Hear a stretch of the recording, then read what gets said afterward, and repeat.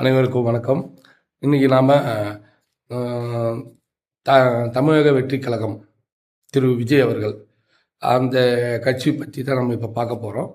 முக்கியமான விஷயம் என்னென்னு கேட்டிங்கன்னா, கட்சி தொடங்கி இத்தனை நாளாக தமிழக வெற்றிக் கழகம் அதோடைய கட்சியுடைய கொள்கை இல்லை, அந்த கட்சி கூட்டங்கள்லாம் நிறைய பிரச்சனையெல்லாம் பண்ணின்னு இருக்கேன் கட்சிக்காரங்களாம் அப்படி சொல்லிட்டு நிறைய டிபேட்லலாம் பேசுகிறாங்க. டிபேட்லலாம் பார்த்திங்கன்னா நிறைய டிவியில் பார்த்திங்கன்னா தமிழக வெற்றி கழகம் அப்படின்னு தளபதி விஜய் அவர்கள் கட்சி ஆரம்பித்த காலத்துலேருந்து இப்போ வரைக்கும் பார்த்திங்கன்னா அது கொள்கை இல்லை, அது இல்லை, இது இல்லை சொல்லிட்டு எல்லாமே பேசின்னு இருக்காங்க. இப்போ நம்ம என்ன சொல்ல போகிறோம் கேட்டிங்கன்னா, அந்த கட்சிக்கு கொள்கை இருக்குது, அந்த கட்சிக்கு கொள்கை இருக்குது. அந்த கட்சி கொள்கை இருக்குன்றது எப்படி நீங்கள் பார்க்கணுன்னு கேட்டிங்கன்னா, அந்த கட்சியுடைய லெட்டர் பேட்லேயே முக்கியமான ஒரு விஷயங்கள் அந்த லெட்டர் பேடில் இருக்குது. அதுவும் எல்லாருக்கும் தெரிஞ்சிருக்கும். ஸோ இப்போ தமிழக வெற்றி கழகம்னா என்ன அப்படின்னு சொல்லிட்டு சிம்பிளாக நம்ம பார்த்துடலாம்.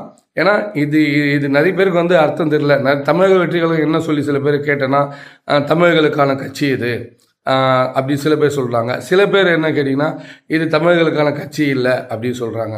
சரி, தமிழர்களுக்கான கட்சியா இல்லாத கட்சியா அப்படின்னு நம்ம இப்போ பார்த்துடலாம். அதோடைய கட்சி கொள்கை என்ன சொல்லி பார்த்துடலாம். நேற்று விஜய் அவர்கள் பார்த்திங்கன்னா பெரம்பூர் கூட்டத்தில், சென்னை பெரம்பூர் கூட்டத்தில் பேசியிருக்காரு, பிரச்சார கூட்டத்தில் பேசியிருக்காரு. சரியான கூட்டங்கள் வந்திருக்கு. அவர் வெற்றி பெற என்னுடைய சார்பாக வாழ்த்துக்கள் நான் தெரிவிக்கிறேன். மேலும் நம்ம இந்த வீடியோவில் பார்க்க போகிறது தமிழக வெற்றி கழகம். ஸோ இப்போ என்ன பார்த்தீங்கன்னா, தமிழக வெற்றி கழகம் அப்படின்னு இருக்குது. தமிழக வெற்றி கழகம் அப்படின்னு பார்த்தீங்கன்னா தமிழ்நாடு தான் அர்த்தம். தமிழகம் அப்படின்னா தமிழ்நாடு. இப்போ தமிழகம் ஒன்று. இப்போ தமிழர்கள் வெற்றி கழகம் அப்படின்னா தான் தமிழர்களை குறிக்கும். தமிழர்கள் வெற்றி கழகம், ஓகேவா? இது முழுக்க தமிழர்களுக்கான கட்சின்னு அர்த்தம்.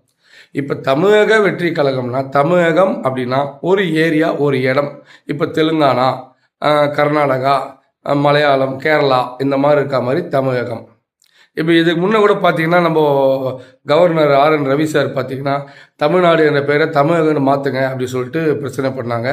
நம்ம இப்போ இருக்கிற நமது CM இருக்கார் பாருங்கள், திரு ஸ்டாலின் அவர்கள் பார்த்திங்கன்னா அப்படிலாம் கிடையாது, தமிழ்நாடு தான் இருக்கும் அப்படின்னாங்க.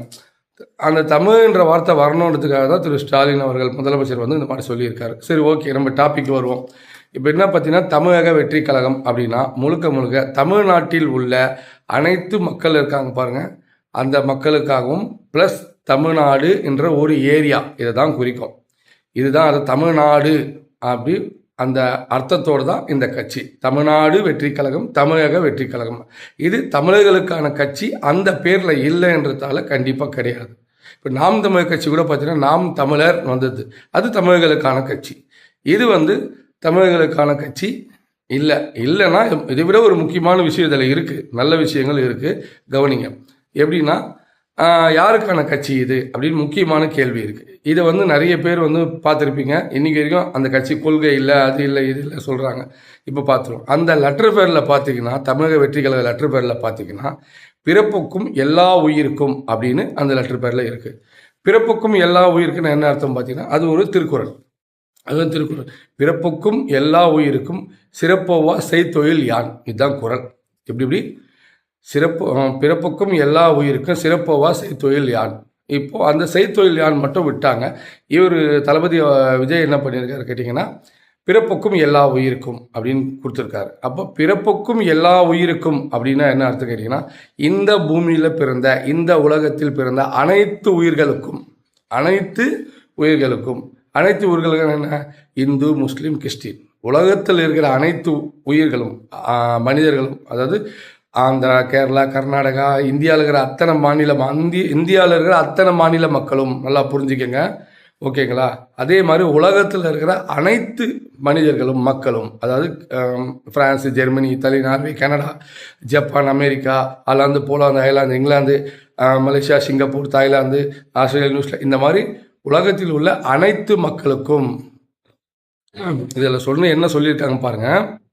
பிறப்புக்கும் எல்லா உயிருக்கும் தான் சொல்லியிருக்காங்க, மனிதர்களுக்கு மட்டும் சொல்ல. அப்போது மனிதர்கள் ப்ளஸ் பார்த்தீங்கன்னா பறவைகள், விலங்குகள், அனைத்து உயிர்களும், எல்லா உயிருக்கும் சொல்லியிருக்கார். காக்கா, குருவி, நாய், நரி, இதுதாங்க அர்த்தம். இந்த கட்சியுடைய கொள்கைக்கு நீங்கள் என்னன்னா தேடி கண்டுபிடிங்க, இதுதான் அர்த்தம். பிறப்புக்கும் எல்லா உயிருக்கும் இந்த பூமியில் தமிழக வெற்றி கழகம் பாடுபடும்.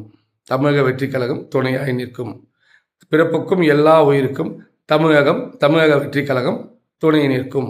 இப்படிதான் இதை சொல்ல வராங்க. அப்போது தமிழக வெற்றி கழகம்னா என்ன, அந்த கட்சி கொள்கை என்னன்னு பார்த்தீங்கன்னா, அனைத்து மக்களுக்கான கட்சி, ஏற்றத்தாழ்வு இல்லாத பிறப்புக்கும் இந்த குறளுடைய அர்த்தம் என்ன பார்த்தீங்கன்னா, அனைத்து மக்களும் சமம், ஏழை பணக்காரன், இந்த ஜாதி அந்த ஜாதி, இந்த மதம் அந்த மதம், இதெல்லாம் இல்லாமல் அனைத்து மனிதர்களும் சமம். இந்த பூமியில் பிறந்தவங்க அனைத்து உயிர்களும் சமம்.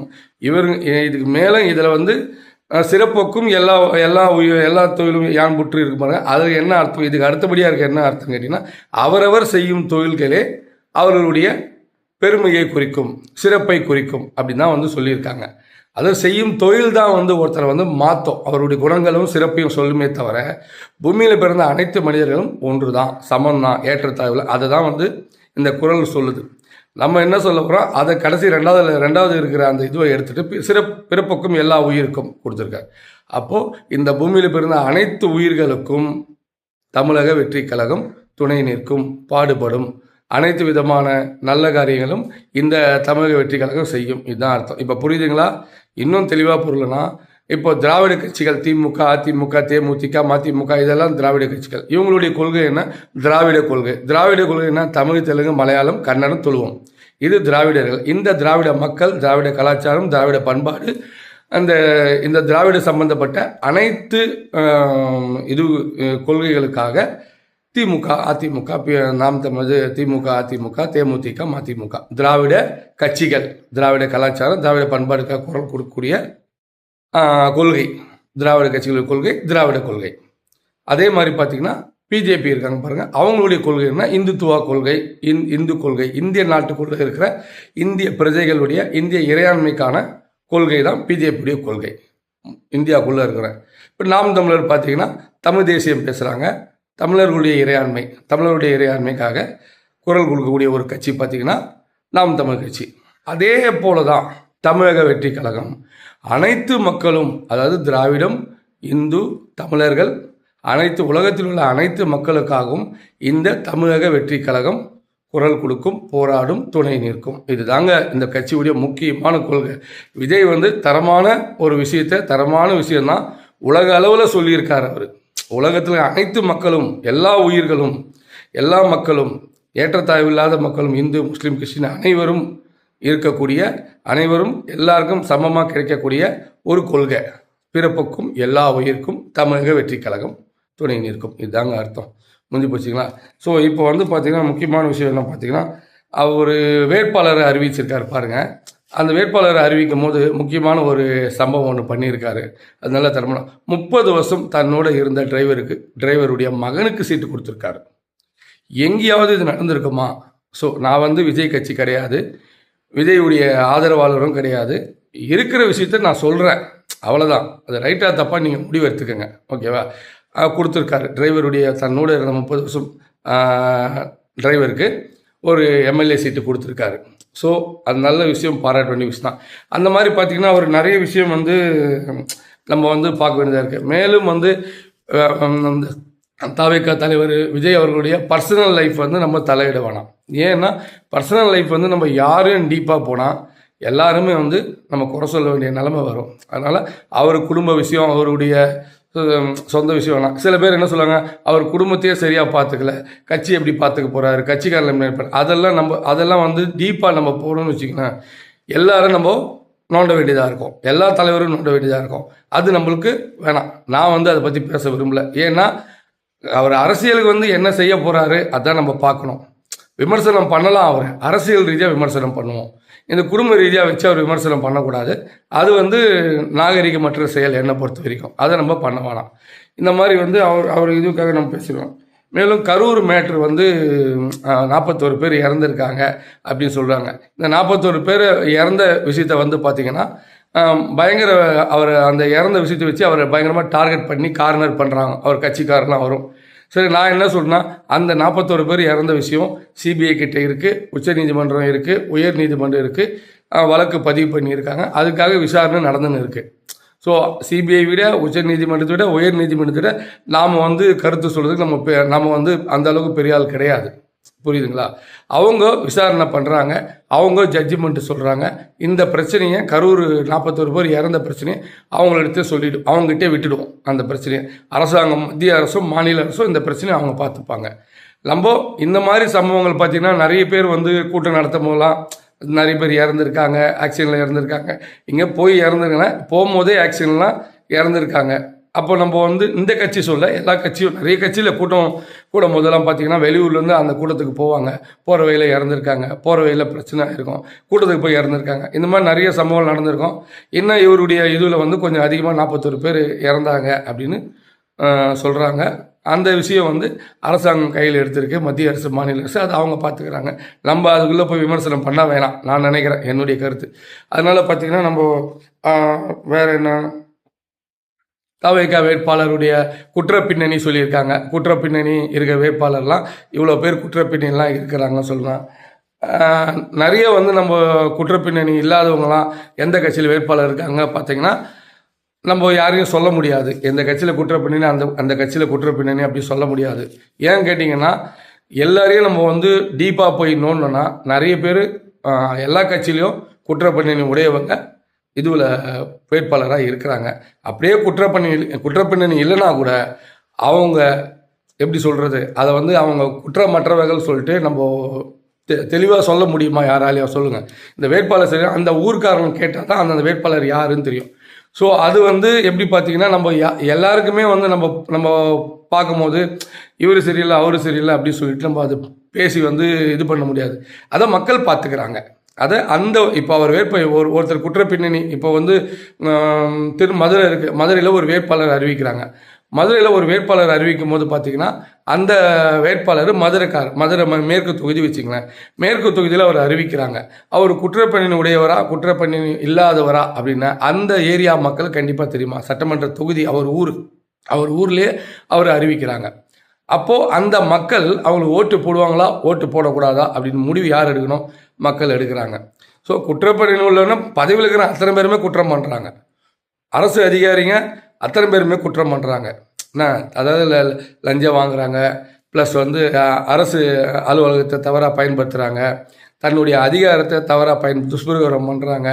நிறைய பேர் இன்றைக்கி வந்து அப்படி தான், அரசு அதிகாரிகளும் அப்படி தான் இருக்காங்க. ஏதோ ஒரு 10% நேர்மையான அதிகாரிகள் இருக்காங்க, சரிங்களா? அப்போ குற்றப்பின்னணி பார்த்திங்கன்னா இது மட்டும்தான் குற்றப்பின்னணி இல்லை. அரசு ஊழியர்களும் எம்எல்ஏ எம்பி மந்திரி இருக்கிறவங்களும் ப்ளஸ் கட்சியில் பொறுப்பில் மாவட்ட செயலாளர் கவுன்சிலர் ப்ளஸ் வார்டு செயலாளர் இருக்கணும், நிறைய பேர் வந்து குற்றப்பின்னணி. இது மட்டும்தான் குற்றப்பின்னணி. ஊழல் செஞ்சாலும் குற்றப்பின்னணி தான், மக்கள் பணத்தை கொள்ளடித்தாலும் குற்றப்பின்னணி தான். ஓகேவா? முன்ன ஆட்சியில் இருந்தவங்களும் இப்போ ஆட்சியில் இருக்கிறவங்களும் எல்லாருக்கும் தான் நான் சொல்கிறது. நான் ஒருத்தர் சார்பாக நான் பேசலை, விஜய்க்காகலாம் பேசலை. வந்திருக்காரு, பண்ணுறாரு, சில விஷயம் இவர் இந்த கருத்தை சொல்லியிருக்காரு. போக போக தளபதி அந்த விஜய், தவேகா தலைவர் விஜய் அவர்கள் என்ன முடிவெடுக்கிறாருன்னு பார்ப்போம்.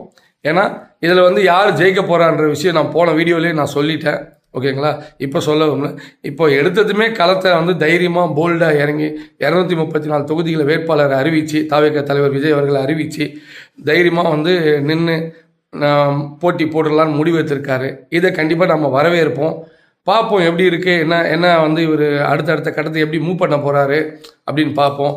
இப்போதைக்கு வந்து பார்த்திங்கன்னா அந்த கட்சி தொண்டர்கள்லாம் கொஞ்சம் வந்து ஆர்வத்தில், விஜய் மேலே இருக்கிற ஆர்வத்தில், அவர் சினிமா நடிகர் ப்ளஸ் வந்து நல்ல ஒரு என்ன சொல்கிறது, ஒரு ஸ்டைலிஷான நடிகர், அந்த மாதிரி அந்த விருப்பத்தில் அவர் கட்சியில் நிறைய பேர் சேர்ந்துருக்கலாம். அப்போ தான் அப்படி தான் சேர்ந்துருப்பாங்க. ரசிகர் கூட்டத்தை வந்து அப்படியே அரசியல் கூட்டமாக அவர் மாற்றிருக்காரு. இப்போதைக்கு வந்து ஆரம்பத்தில் இப்படி தான் இருக்கும்.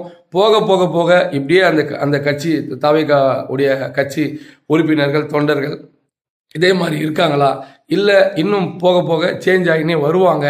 அதனால் எந்த கட்சியுமே ஆரம்பத்தில் வரும்போது அப்படியே கொள்கை அது இது சொல்லிட்டு வரது கிடையாது.